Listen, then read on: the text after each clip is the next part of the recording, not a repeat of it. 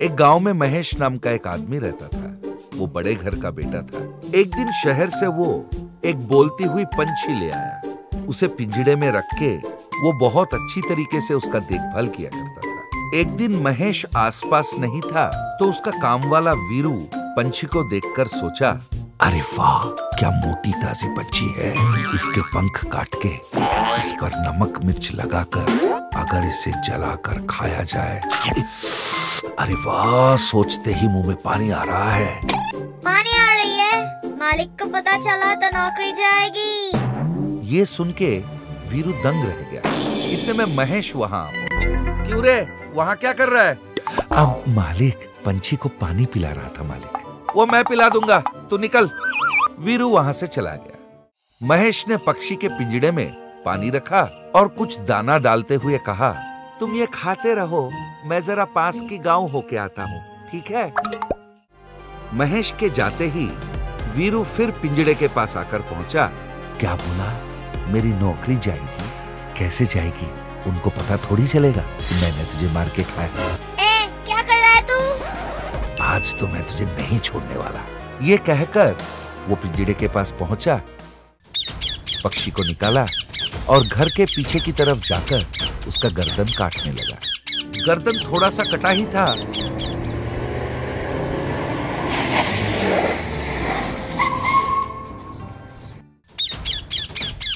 अरे यूं गया और यूं वापस आया। अगर मेरे हाथ में उसने पंछी को देख लिया तो मुझे मार ही डालेगा। उसने पंछी को दीवार के उस पार फेंक दिया और अंदर आ गया। पर उसके अंदर आने से पहले ही महेश घर के अंदर आ चुका था। मालिक, इतनी जल्दी लौटा है? तुझे जवाबदारी देना पड़ेगा, कहकर उसने पिंजड़े की तरफ देखा। पिंजड़े से पक्षी गायब थी। महेश का होश उड़ गया। पक्षी कहाँ है? पता नहीं मालिक, मैंने देखा नहीं।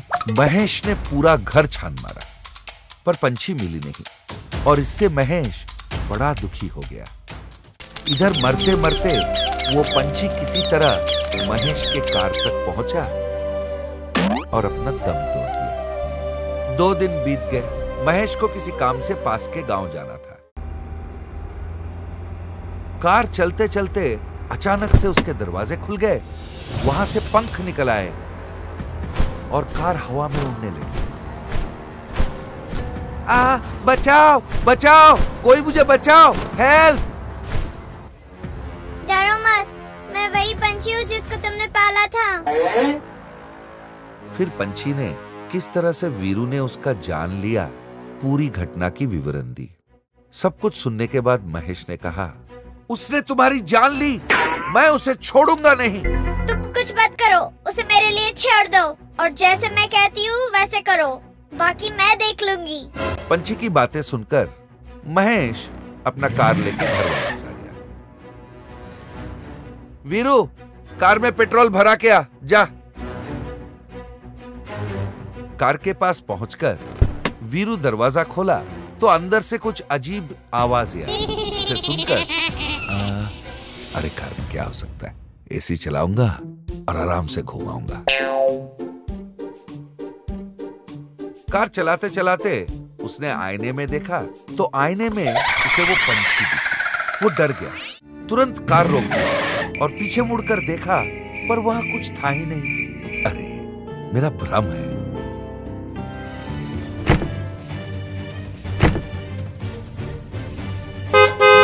हाँ,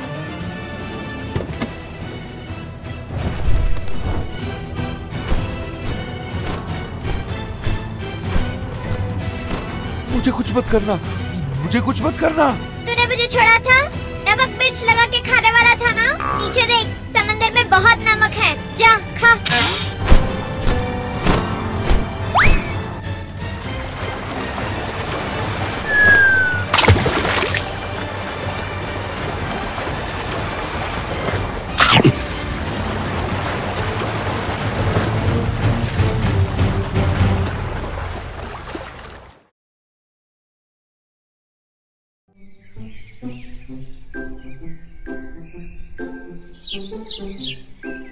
माधवपुर नाम के गांव में कई सालों से एक पुराना कुआं पड़ा हुआ था। कोई गांव वाला उस कुएं के पास जाता ही नहीं था।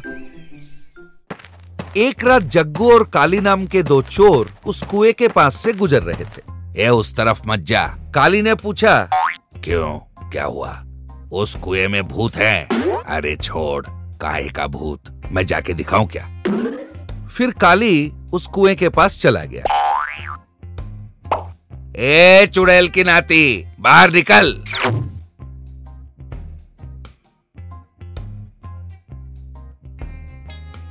अरे कहाँ है तेरी भूतनी? बुला ना, बोलना आने को। अरे मुझे क्या पता है, गांव वाले को बोलते सुना है, इसलिए तुझको बोल दिया। अरे लोग पागल हो गए हैं, जो मन में आता है बोलते रहते हैं। अचानक से काली को एक आइडिया सूझा। उसने सोना से भरा हुआ अपने पोटले को कुएं में डाल दिया। अरे इतनी मुश्किल से तो चुराई थी, कुएं में क्यों डाल दिया? क्यों डाल दिया बाद में बताऊंगा। तू भी अपना सोना कुएं में डाल दे। नहीं, मैं नहीं डालूंगा। ठीक है, तेरी मर्जी। वैसे तूने वो सोना अंदर डाली क्यों? कल तुझे पता चल जाएगा। चल। फिर वो दोनों वहां से निकल पड़े। काली ने गांव वालों को समझा दिया कि उस पुराने कुएं में सोना है और पूनम की रात को उसे निकाला जा सकता है। फिर सारे गांव वाले रात को 11 बजे रस्सी और बकेट लेकर उस कुएं के पास जा पहुंचे।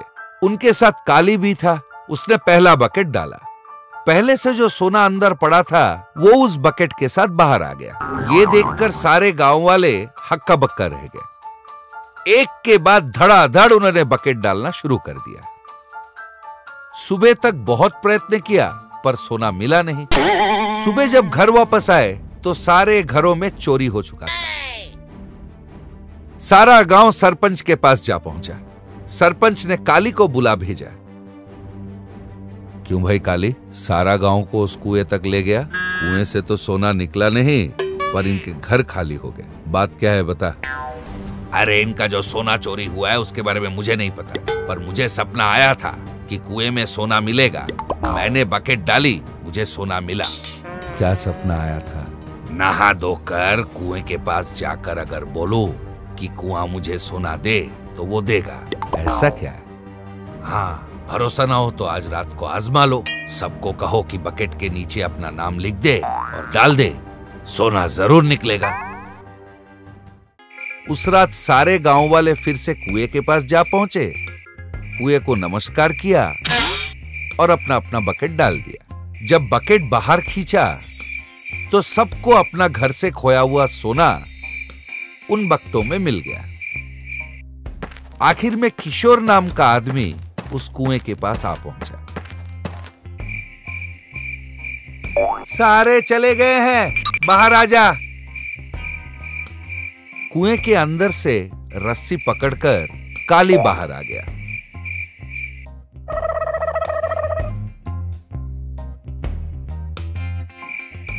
गांव में सारी चोरियां काली ने ही किया था। जब वो किशोर का घर पहुंचा, किशोर ने उसे देखकर कहा, तो तेरा काम है कुएं में सोना है बताकर गांव वालों को वहां भेजकर चोरियां कर रहा है। मुझे माफ कर दो, फिर कभी नहीं करूंगा। ठीक है, तो जैसा मैं कहता हूं कर। तो बताओ मालिक, तूने लोगों को जो बताया ना, कल रात उसे तुझे सच करके दिखाना होगा। सबका सोना उनका बकेट में डालना होगा। ठीक है मालिक, जैसा तुमने कहा था मैंने कर दिया। अब तो मुझे जाने दो। जाने दूंगा, पर याद रखना इस पूरी कहानी को मैंने मोबाइल में रिकॉर्ड कर लिया है। कहीं गांव में चोरी हो गया ना तो बेटा तू जेल जाके बैठ जाएगा। तो आज से देखना कि गांव में कोई चोरी ना हो पाए। ये सुनकर काली फंस गया और दंग रह गया।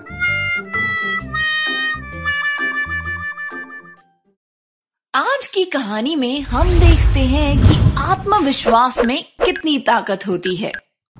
मेंढकों का एक समूह एक बार एक जंगल से गुजर रहा था।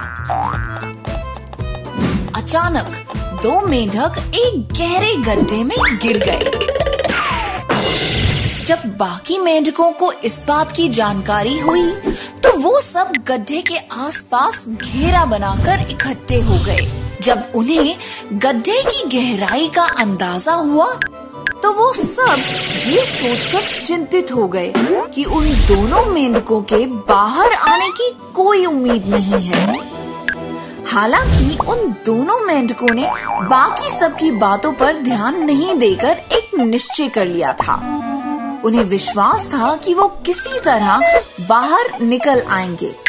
इसके लिए उन्होंने कूद कूद कर बाहर निकलने का प्रयास शुरू किया। उन दोनों की इतनी कोशिशों के बावजूद ऊपर के सारे मेंढक उन्हें हार मानने के लिए कह रहे थे। उन्हें लगता था कि उन दोनों की मेहनत व्यर्थ जाएगी। आखिरकार दोनों में से एक मेंढक ने समूह की बात सुन ली। उसने ऊपर आने की कोशिश बंद कर दी और गिरकर मर गया।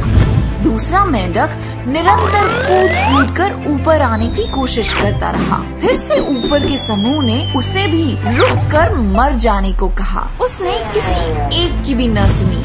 वो और मेहनत करता गया और आखिर में बाहर निकल गया।